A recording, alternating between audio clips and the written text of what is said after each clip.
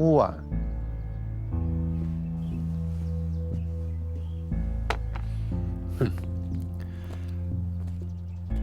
这放股舍得地还是个放字，我可以掏钱，但是我得买个心服口服嘛。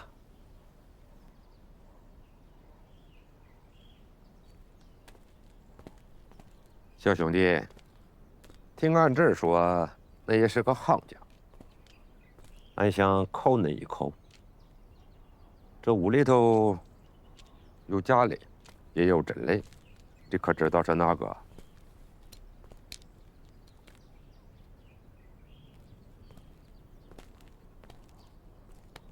咦，怪大了啊！放心。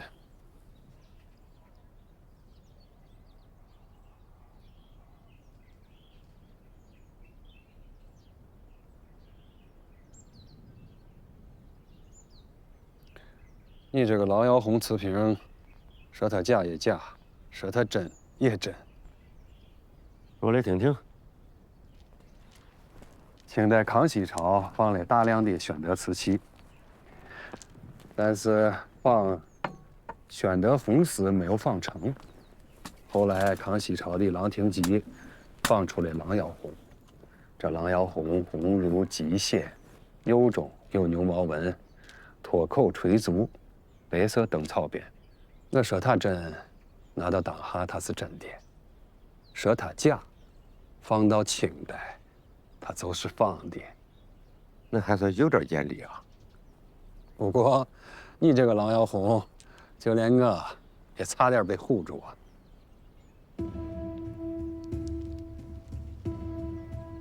听那的意思，俺这个它是个假货。从工艺上，我是一点毛病也挑不出。拿平足来说吧，釉到足部不流淌，这是削足削的有技巧，火候掌握的相当精准。我敢说，就算是康熙朝的匠人看了，也得竖大拇指。这恁确实是个行家。俺就想听听，恁凭啥说他假？凭眼看，我确实被唬住了，但是一上手，我就知道它是假的了。真的郎耀红重量上下均匀，重心不会下坠，但是你这个上轻下重，所有重量全压在平底了。咦，小兄弟，看过这只狼牙红的，起码得有10个专家，没有一个敢说它是假的。专家不敢说假，要是拿机器猜呢？机器是啥？还不是人造的。跟恁说句真话啊，在俺们镇，不管是明成化年间的，还是清康熙年间的釉料，恁都能买到。再在古代窑制上取土烧制做的瓷器，它的成分跟古瓷完全一样。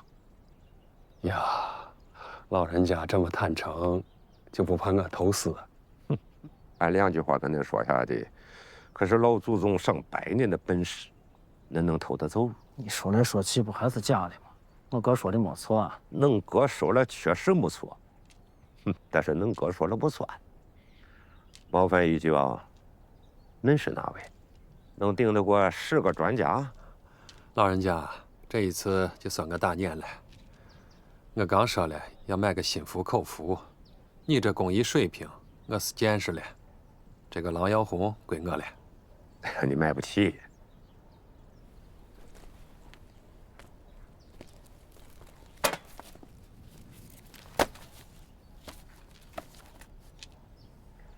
差远了。您能卖给私人博物馆，为啥不能卖给我？小兄弟，恁还是个较真儿的人啊。这真儿较起来，那眼里还能容得下假？来俺这买货的，有眼拙的，有睁一只眼儿闭一只眼儿的，唯独没有睁着俩眼儿挑刺儿较真儿的。俺吃这碗饭40多年了，造假的本事自不必说，识人的本事也略通一二。恁是个高人，俺看不清来头。但恁旁边这位小兄弟，俺一眼就能看出来，是个土行孙嘞。老前辈，好念力呀！我们只做真生意，你们只做假生意。按理说，大家锅碗不相碰，但是您这生意越做越大，都做到我的衣食父母头上去了。我没有别的意思啊，只是好奇，何方神圣能骗过我的衣食父母？错，不是骗，是心甘情愿的卖。放的咋了？哼，那雍正乾隆不照样爱放货？耍古玩的人多得很，哪有那么多真东西？还不靠假的来凑数？私人博物馆、拍卖行，要说没有俺这假东西，咋活？是个藏家9个眼，是个专家9个傻。没钱嘞想一夜暴富，有钱嘞想保值增值。只要有人接盘，说它真，它就是真；说它假，它就是假。老前辈，这一趟没白来，我受教了。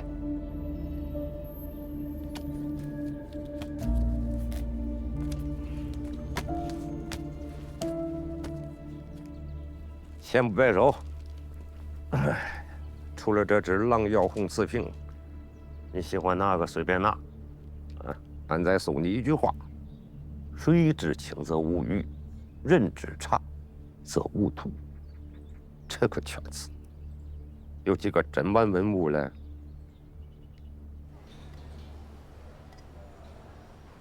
小光，水至清则无鱼，人至察则无徒，你知道啥意思不？说是水清了养不活鱼嘛，但是人啥插图不知道啥意思。后半句啊，人看得太清楚，也就没有同伴了。我还是没想明白，咱去做啥去了？10几万搁到那儿，拿这么一个假碟子回来，为啥嘛？真相，真相？你知道这个假瓷盘是咋到了民典博物馆的不？老小买下的嘛，日归赵有龄的。你真以为赵有林不知道我是假的吗？他真的是假的，那他身边的朋友不知道那是啥？你以为他一帮朋友就不知道我是假的吗？你以为他们是真的喜欢文物吗？他们喜欢啥？在他们眼里，真假不重要，人脉资源才是核心。他们发的不是文物，是人心。事无英雄，是数字成名。居上位者，查表卖首之辈盈盈。啥意思啊？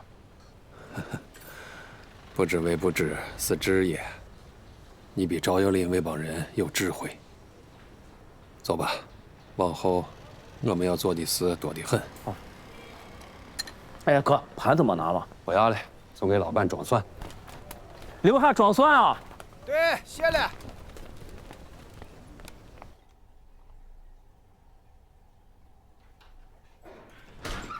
文文，文文，回来了，回来了。哎，你等会儿洗把手洗，手脏的。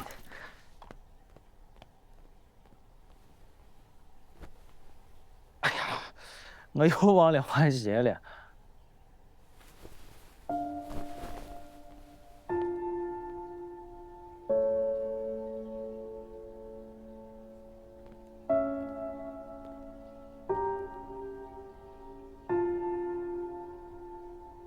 我说你这人心还真够大的，这都怀了11周了，咋现在才来呢嘛11周，哎呀，对不起啊，大夫，对不起，我确实是心太大了。给我说对不起干啥呢？要给你老婆说呢。对不起啊。哎呀，不干不干，这才怀孕，这危险着呢。干不干？你好，想看点啥？我是出版社的，咱孟老师在吗？出版社是吧？来，在里边呢。彭老师啊，虽然我平时涉猎不少，但该提笔写些啥，还真是没有头绪。你觉得我该写哪个方向的？哟，最近宋词比较热，不行的话，咱写一些关于宋词的东西，咱试试水。毕竟咱是自费嘛，咱得考虑一下这个销售情况。宋词就算了，弄的人太多了。我说了，我不是为了挣钱嘛，啊，纯粹是分享。你觉得黑桃蛹咋样？黑桃蛹，行嘛。我有一个朋友的表弟，他是干考古的，当年黑桃蛹就经过他一手。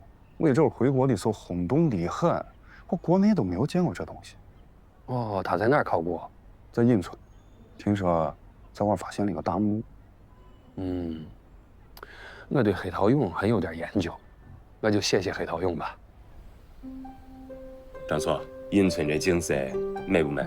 美呀，不美，王公贵族能埋在这儿吗？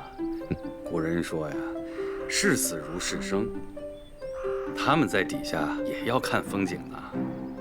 张所，你觉得这下边能埋个哪个王侯呢？那要看你们探出个啥呢？叫我来不就是说这事儿吗？哎呀，看你俩半天不张嘴，这个墓不会小啊！来，这儿，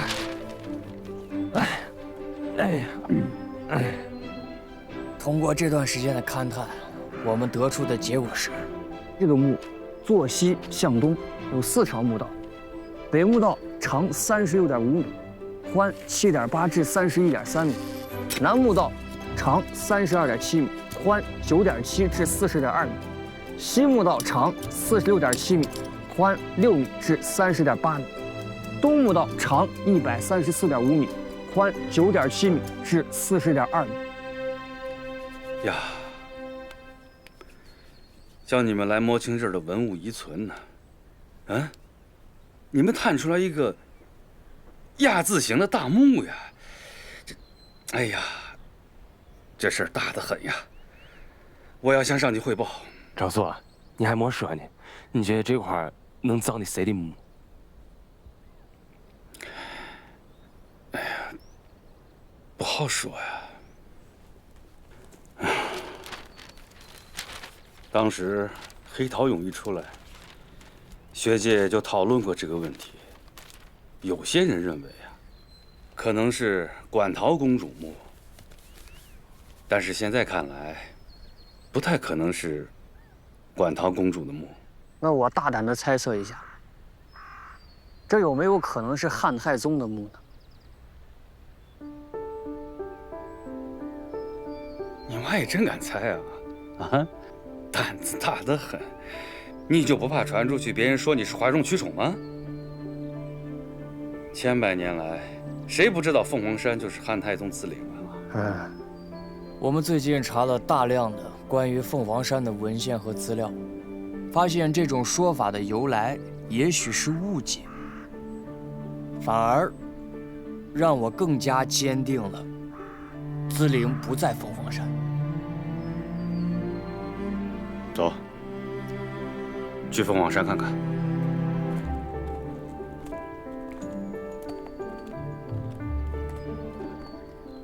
史记》里记载，汉太宗遗诏，资陵山川因其故物有所改，所以啊，后世人们才会认为资陵借助原先地貌不起风土，因山为陵。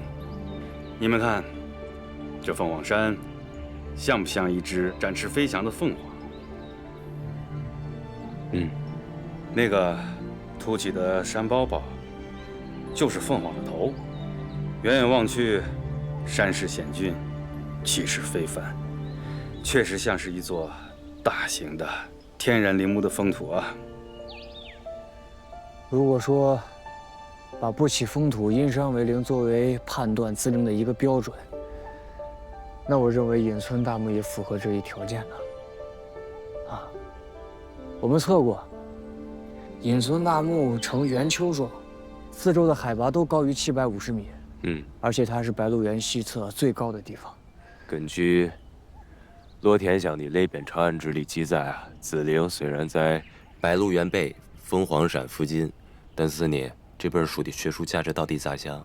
我和方块啊保持怀疑，毕竟俺俩没有在其他史书上找到关于这个人的记载？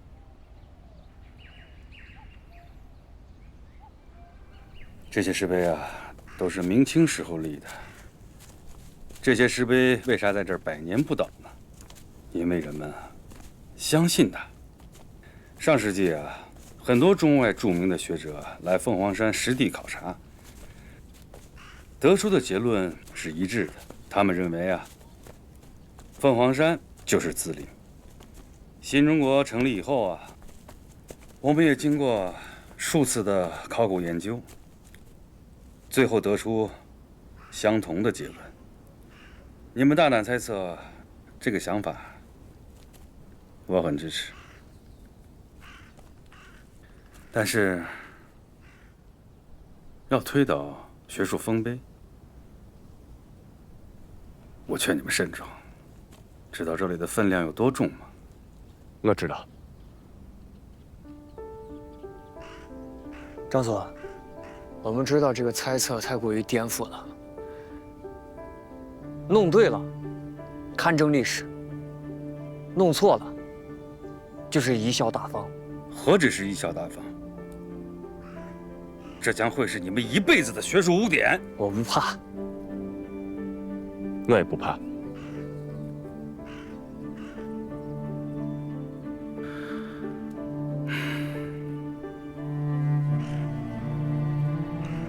好，好后生。哎呀，我这一辈子说话就讲究一个字，稳。碰到你们，他把我的志气给逼出来了。行，说下来有啥打算？去伪才能存真嘛。我们想申请对凤凰山进行考古勘探，看看那下边到底有没有墓葬。我回去打报告，等我消息。敬你哥。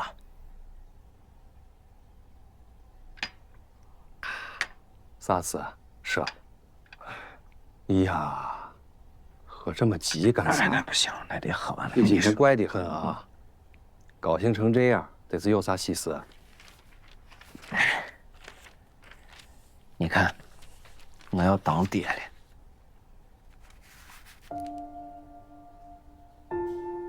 11周了。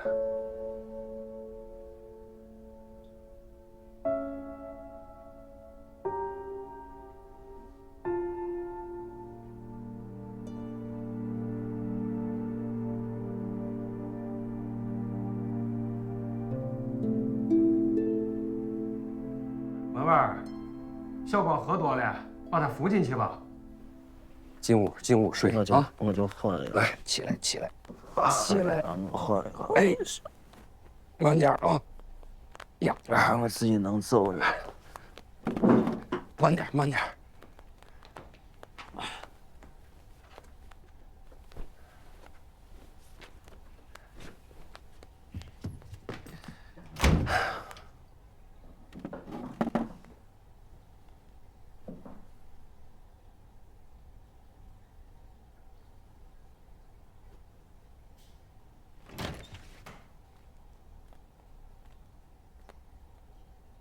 咋？这碗我不能要。妹子，你别犯糊涂。万一是你的咋办？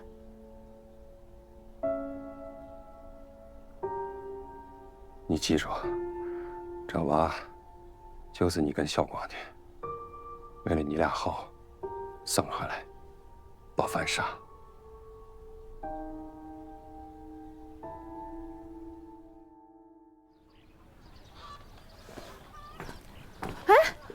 你咋来了？在那站着站着研究啥呢？想着把电路给你安检一下嘛，到时候过年了，冷的跟啥一样，连个小太阳都用不了，可怜呢。心意我领了，但你没发现那电路已经修好了吗？对，我就看着电路好像改。谁修好了？侯月来已经找人修好了。好。哎呀，又被他捷足先登了嘛！天天的。你不回家，跑这儿来干啥？跑这儿来陪你过年嘛？干啥？自己个儿没家呀？哎呀，有家回不了啊！我爸我妈给我下了个任务。啥任务啊？他们说，如果今年找不个媳妇儿回家，我就别回去了。那你赶快去找你的媳妇儿去，留我这儿干嘛？再说我又没同意你留下。我又不用经过你同意嘛，我又不跟你睡一屋嘛。你脸皮真够厚的，还要跟我住一屋？我没说要跟你睡一屋，是你这人怎么还不跟你睡一屋？过年好呀，富贵哥，富贵哥，方老师也在呢啊！过年好，过年好！哎呀！罗老师，哎，我听说你过年不回去了，我和老婆子给你做些吃的。一个人在外不容易，工作归工作，吃喝一样都不能少。哦，不是，你们太客气了，这我们太不好意思了。你们哪会吃？你们有啥不好意思的吧？哎，俺俩又给你帮不上个啥忙，总会做点吃的喝的。就是嘛，哥嫂子一片心意嘛，拿了，行了，是吧？回家趁热吃啊！我走了，好，过年好啊！过年好，过年好，快走！哎呀，还是骆老师群众关系搞得好，这么多好事呢。人为啥对我们好？你没数吗？都是你欠下的烂债。不就是修家庙吗？啊，姐，你走慢点些啊，等我一下嘛，我都撵不上你了。心重则身重，你我心里面装的乱七八糟的东西太多了，所以你跟不上我的步子。呀，你真是站着说话不腰疼呀！我这哪是心里东西装的多吗？我这明明是肩膀上扛的东西多，这不都是给你帮忙呢？放下来，就是我歇一会儿呢，着啥急呢？谁让你来的？我自己也能扛，你非得要跟我一块来？你这你年龄大了，这脾气还越来越大了。那说还不能说你两句了。你不愿意来你就别来嘛，你跟着我干啥来了？哎呀，也就是俺姐夫脾气好，我跟你说。要换成我早把你休了。叫的真亲，一口一个你姐夫，原来也没见你叫的这么亲过。都是一家人嘛，能有多大仇恨？也是的。我跟你说，你在这事闹，俺姐夫那天真跑了，看你咋办？缘来缘往，皆是自然。你俩再把婚离了，你就真成咱老刘家的家门罪人。你在这昧着良心跟我谈罪过呢？你先不看看你干的我缺德事，老刘家的面子都让你丢完了。哎，揉的不错。刘妈妈来了。哎，姐夫，哎，你们在这干啥呢？我贝贝让我做金线油塔呢。淑兰，你咋跑来了？这话问的，俺姐夫来肯定是等你呢嘛。我问你了没有？对，我不插嘴，你俩骗。来，小朋友，我给你发礼物，来，有礼物，快去！不要抢！淑兰，给我。我来得是你不高兴了。有啥高兴不高兴的？不管你是真心还是另有企图，既然来了，就是你的善行，我就不能把你的善行往外推了。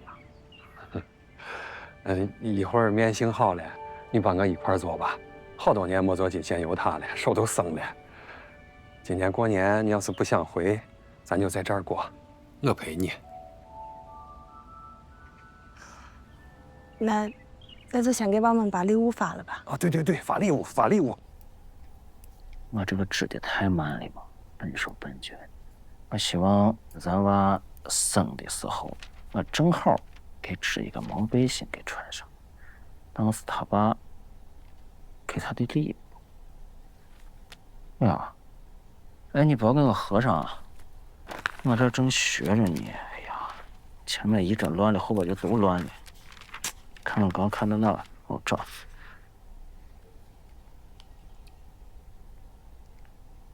这一阵，你不要看我看年画，卖年画的说，你要多看呢。你看的越多，你肚子里的娃就长得越像年画上的娃，那多心疼。哎，你想好给娃起啥名字？男娃叫年年，女娃叫花花。你咋回事嘛？能认真一点吗？那给娃取名字是个大事嘛。我买个年画，你说叫年年画画；我要是买个泡馍呢，一个叫泡泡，一个叫馍馍。我想不出来，你想？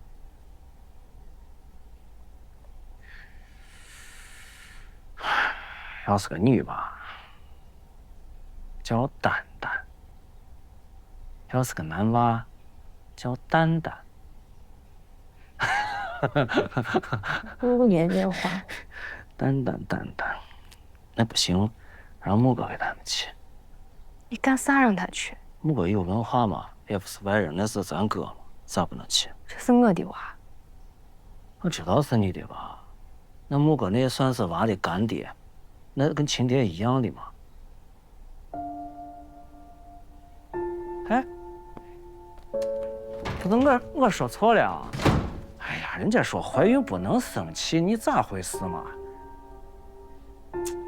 怀上孕动不动就生气，动不动就生气。行，我再不说了，行吧？我想得起。陆老师，浆糊熬好了，对联写咋样了啊？最后一笔。好，刚写完上联，看看咋样？你这字写的还行，贴出去不丢人。还不丢人，这多长脸呀！你这什么东西跟泡馍似的，能粘春联儿？用面熬的浆糊啊，我们家从小就用这个，粘性好，粘贴时间长，而且接的时候啊，门上、墙上不会留下啥痕迹。你不信一会儿试试，美得很。呀，还挺会过日子的，能耐那么大。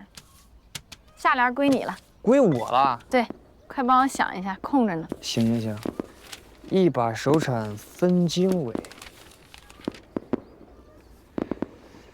想想啊。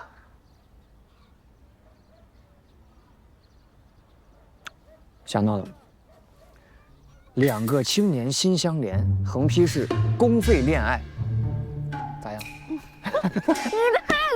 你谁跟你公费恋爱啊？不是甩头发，你真是放不出个正经的。正经的啥？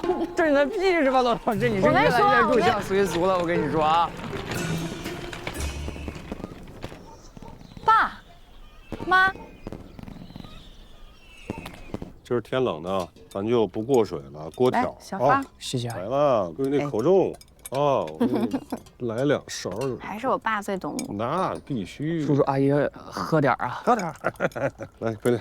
呀，别忘了喝一碗面汤，原汤化原食，养胃。那都是伪科学，人专家都辟谣了。这是咱老祖宗留下来的智慧。老陆啊，你快给青儿来。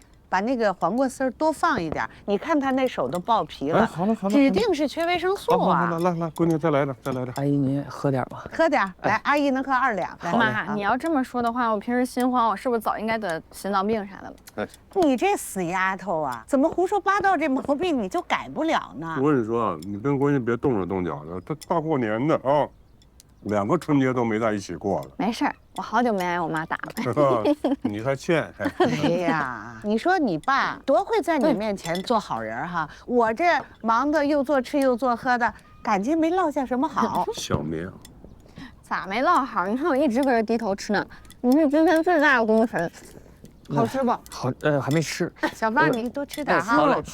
好，我们要不先碰一个？好，欢迎叔叔阿姨来秦川。好，谢谢。咱们今天这是炸酱面就酒，越吃越有。哎，还有一个，我说一句，新年快乐，好不好？哦，好，来，对啊，新年祝叔叔阿姨新年快乐！好。哎呀，那个骆领队，我一会儿吃完我就先回去了。啊？你咋突然要走啊？我也想我爸妈了。是，让人回去吧，过年了嘛，是吧？对。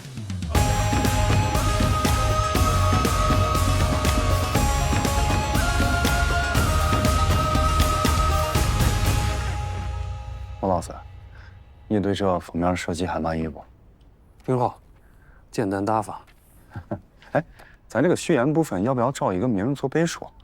我听说咱秦川国安协会新上了一个会长，就是咱明德博物馆的赵有林，我怕他兴来咋样？他就算了吧，连黑桃勇是个啥都说不清楚，能指望他写出啥来吗？求人不如求己，我都已经写好了。对了，咱这个首映，你有啥想法没有？10万册。哎呀，这可不是个小数目啊，这资费可将近200万呢。文化的事咋能用钱来衡量嘛？彭老师，就按我说的印，这10万册，我要普遍秦川大大小小所有的书店。你真是有个赤子之心的人啊，莫老师。就凭你对文物的这份热情，未来这秦川界的收藏圈还得你来扛大旗呢。哎呀，过誉了，过誉了，我这书里也只能做泛泛之谈。回头新书发布会，还让张鹏老师张罗一下。这个你放心好了啊，到时候新书发布会这个排场啊，我敢拍着胸脯跟你说，我绝对给你请来重量级的人物当嘉宾。不过我些附庸风雅、不懂装懂的就算了。不在一个层面上嘛。我给你请来的绝对是专业人士，就是上回我跟你说的，当年黑陶俑回国，我一个朋友他表弟也参与其中，我把他请来咋样？考古队的，对吗？能行，正好讨教讨教。哎，司令，鹏哥，好久不见，好久不见，好久不见啊！快坐。哎呀，家里最近事多，有点忙，不好意思让你久等了啊。哎呀，这我弄啥呢嘛？哎，你上回问我发期刊，我是跟你问了啊，么么哒，好办呀。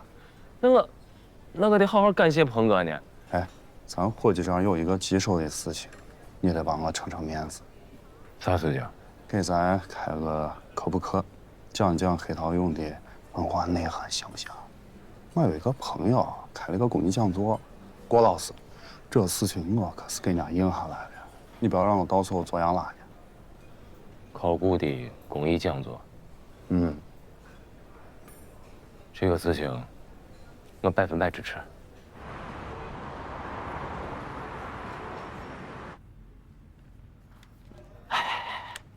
啥呀？还有这，你娃都上小学了，谁看这书呢？人家现在给娃挑书是根据娃的智力发育同步进行，这都叫给智商补钙。我现在还看这书，也没见俺缺钙么？你不缺钙呀，你缺锌，心眼的锌。老是遇见事情着急的不得了。我觉得你小时候啊，就是心智发育不全。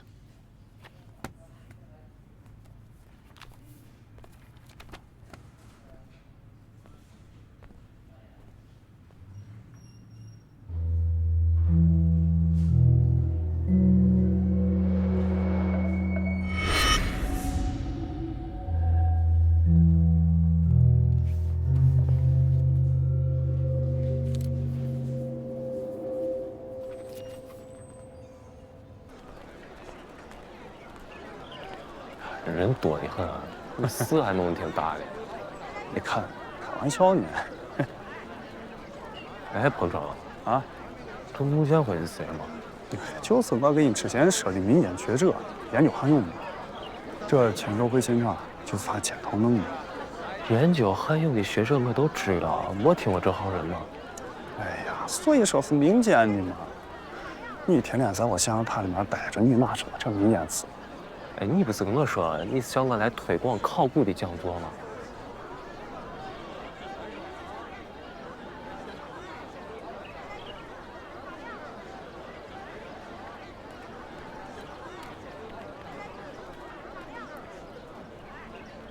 我跟你说啊，我们考古的搞收藏，然而这件事情影响不大。哎，你放心，你一会儿啊，你就给他们科普一下这黑陶俑，讲讲啊。咱们还能坑你不成？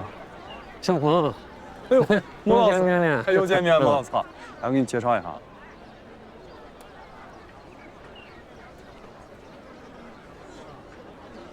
这就是我跟你说的，咱秦川汉俑研究专家穆建辉老师。不敢，早听说郭老师大名了，今天终于有机会好好请教。我才刚出了一本书，介绍黑陶俑的，郭老师多指正。我看时间也差不多了，郭老师，咱台上聊，走。去吧，没事，你肚子干活，一会儿给他倒一倒啊，走。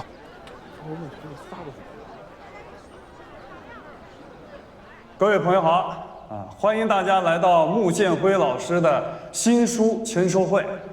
这本黑陶俑品鉴是穆老师苦心研究了6年，5亿起稿，气血完成。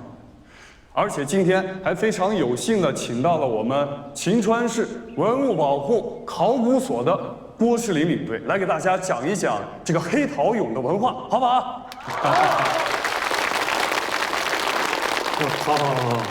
好。各位来宾好啊！今天特别荣幸能请到郭领队这样的重量级的嘉宾，那我就先请教郭老师一个问题哈。郭老师，您第一次听说黑陶俑是什么时候？几年前，在一个国外的拍卖会上，当时有6个咱的黑陶俑。对，巧了，我也是。我还记得啊，当时的起拍价是800美元一件，但是因为一些特殊原因，这个拍卖会被叫停了。如果能继续啊，我相信最后的成交价一定高于1500美元，放到现在那更是不可估量。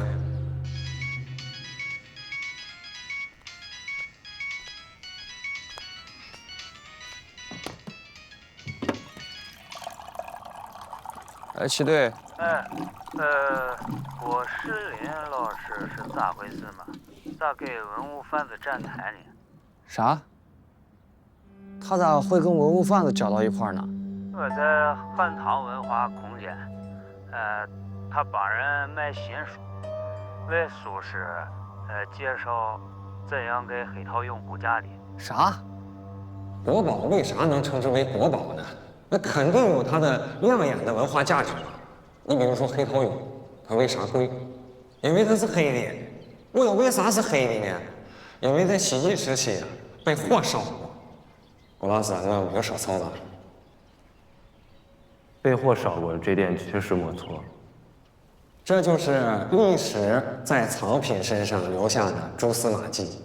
要想在收藏市场站稳脚跟，这个你必须得懂。不懂你就等着被骗吧。这也是我写这本书的初衷，从历史文化的角度来解码藏品的这个价值。那话说回来了哈，黑陶俑它为啥有收藏价值呢？一个是它独一无二的黑，再一个是要看它的出身。那这一点就必须要请教我们的郭领队了。为啥呢？因为他们现在正在考古的地方就是黑陶俑的出土地隐村。姓穆的贼得很。郭老师，你给咱这是给老郭在那挖坑了。黑陶俑属于哪个级别、哪个档次的陪葬品？这回答不回答的都成了他黑陶俑收藏的知识了。郭老师不回答，看来是嫌我这个问题提得太小儿科，没办法凸显咱郭老师的水平啊。那我就越俎代庖，替他答一下。其实这个黑陶俑啊，本身是着衣陶俑。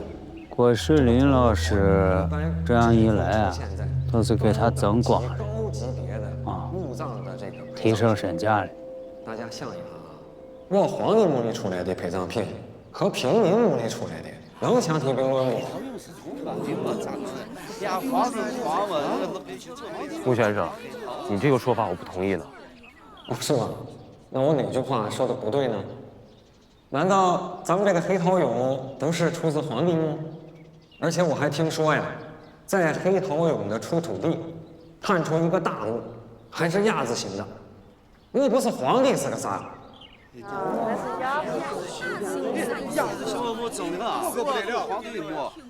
不管这个黑陶俑出自哪里啊，我们考古人永远在乎的只是它的文物价值。谈收藏，谈钱，不好意思，没得谈。我是郭领队的同事方坤。哦，方先生啊，你好，你好，你好，你说的对，要光拿钱来衡量收藏啊，那未免也太狭隘了。其实我们这些搞收藏的呀，就是为了让人类的文明得以留存，让咱们中国古老的文化能走向全世界。你不要给我在这儿偷换概念啊！我今天来也不是跟你辩论收藏的意义的，我就问你一个问题嘛：黑陶俑是咋从中国到外国的拍卖会的？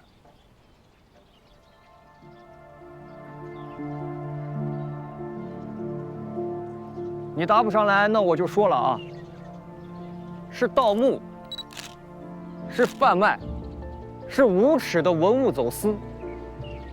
今天谁聊黑陶俑收藏，谁就是在为盗墓贼站台，为文物贩子洗白，为这条肮脏的交易链添油加柴呢。我是不反对收藏的，但是我是坚决反对将文物价值和钱划等号的。你这本书我大概了解了一下啊，其实就是在怂恿这种趋利行为的嘛，结果只是去刺激这个盗墓和走私。盗墓贼偷走的只是一件器物吗？不，他们偷走的是历史的见证，是文明的钥匙。好。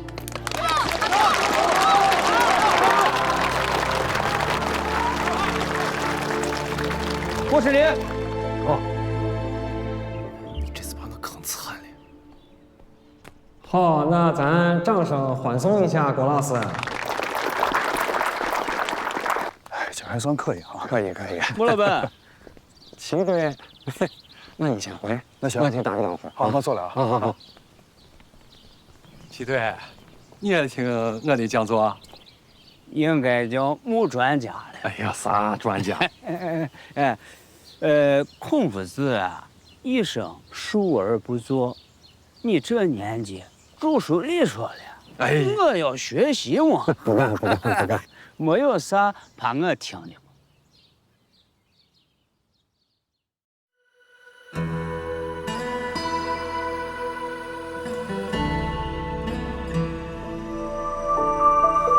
顶在头上的天，踩在脚下的月，人就站在这里，一鱼那一瞥。黄土烧过的黑，余温仍烫得真切。旷野之下，沉睡那段圆缺。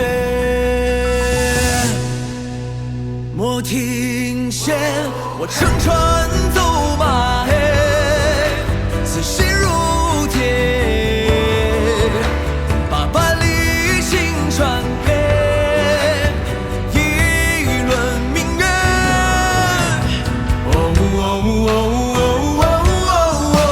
问今是何节，千百年。谁手不岁月？长所愿。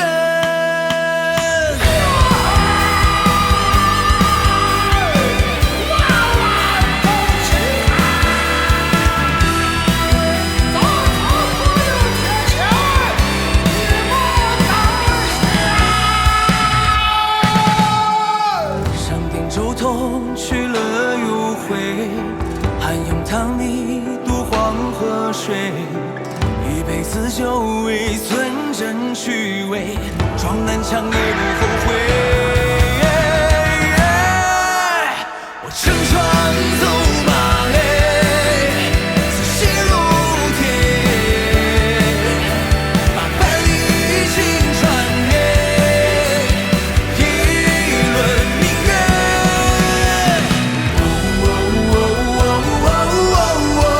问今是何节，千百年。谁手不岁月？长所愿。